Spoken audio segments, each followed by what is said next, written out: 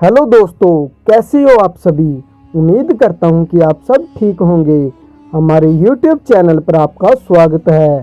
तो आज की इस वीडियो में हम बात करने वाले हैं मुगल साम्राज्य के एक ऐसे शासक के बारे में जिसने क्रूरता की सभी हदें पार कर बाबर मिर्जा को भी पीछे छोड़ दिया था। उसने कैसे हिंदुओं को जबरन मुसलमान बनाया और सभी जजिया करों को पुनः लागू कर दिया। तो आज की इस वीडियो में हम औरंगजेब के जीवन के बारे में पढ़ेंगे। तो वीडियो स्टार्ट करने से पहले हमारे YouTube चैनल को सब्सक्राइब कर दें, साथ ही बेल आइकन को प्रेस कर दें। औरंगजेब ने दिल्ली सल्तनत पर 1658 ईस्वी से लेकर 1707 ईस्वी तक शासन किया। औरंगजेब का जन्म 24 अक्टूबर 1618 ईस्वी को दोहाद गुजरात नामक स्थान पर हुआ था। औरंगजेब के बचपन का अधिकांश समय नूरजहां के पास बीता। 18 मई 1637 को फारस के राजघराने की दिलराम बानो बेगम के साथ औरंगजेब का निकाह हो गया था। आगरा पर कब्जा कर जल्दबाजी में औरंगजेब ने अपना राज्याभिषेक अब्बुल मुजफ्फर मुहुद्दीन मुजफ्फर औरंगजेब बहादुर आलमगीर की उपाधि से 31 जुलाई 1658 को करवाया था। देवराई के युद्ध में सफल होने के बाद 15 मई 1659 को औरंगजेब ने दिल्ली में प्रवेश किया और शाहजहां के शानदार महल में 5 जून 1659 ईस्वी को दूसरी बार राज्याभिषेक करवाया था।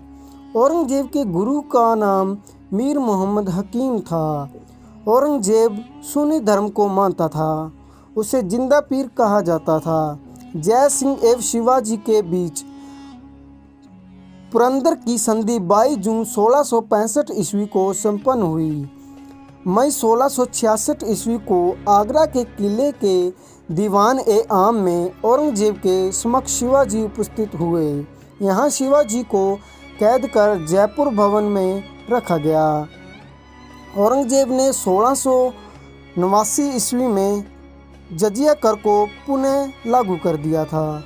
औरंगजेब ने बीबी का मकबरे का निर्माण 1679 ईस्वी में औरंगाबाद में महाराष्ट्र में करवाया था। 1685 ईस्वी में बीजापुर एवं 1687 ईस्वी में गोलकुंडा को औरंगजेब ने मुगल साम्राज्य में मिला लिया था। मदना और अकना नामक ब्राह्मणों का संबंध गोलकुंडा के शासक अब्बुल हसन से था। तिलपत की लड़ाई औरंगजेब और गोकुल जाट के बीच 1670 ईस्वी में हुई। औरंगजेब के समय बहुत ही जाट विद्रोह नेतृत्व गोकुल जाट राजा राम ने किया था। 1670 ईस्वी में तिलपत की लड़ाई में जाट परास्त हुए। गोकुल को मौत के घाट उतार दिया गया। इसके बावजूद जाटों ने 1685 ईस्वी में राजा राम के नेतृत्व में पुनः विद्रोह किया।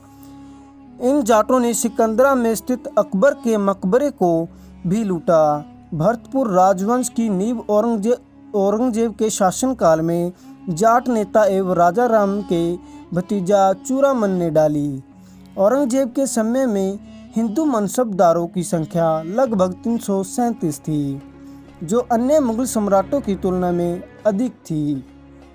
औरंगजेब सर्वाधिक हिंदू अधिकारियों की नियुक्ति करने वाला पहला मुगल सम्राट था। औरंगजेब का पुत्र अकबर ने दुर्गादास के बहकावे में आकर अपने पिता के खिलाफ विद्रोह कर दिया था। औरंगजेब ने कुरान को अपने शासन का आधार बनाया। इसने अपने सिक्कों पर कलमा खुदवाना, नवरोज का त्यौहार मनाना, भांग की खेती करना, गाना बजाना, झरोका दर्शन, तुलादान प्रथा। इस प्रथा में सम्राट को उसके जन्मदिन पर सोने चांदी तथा अन्य वस्तुओं से तोड़ने की प्रथा थी। यह अकबर के ज़माने में प्रारंभ हुई थी। आदि पर प्रतिबंध लगा दिया गया। औरंगजेब ने दरबार में संगीत पर पाबंदी लगा दी तथा सरकारी संगीतज्ञों को अवकाश दे दिया गया।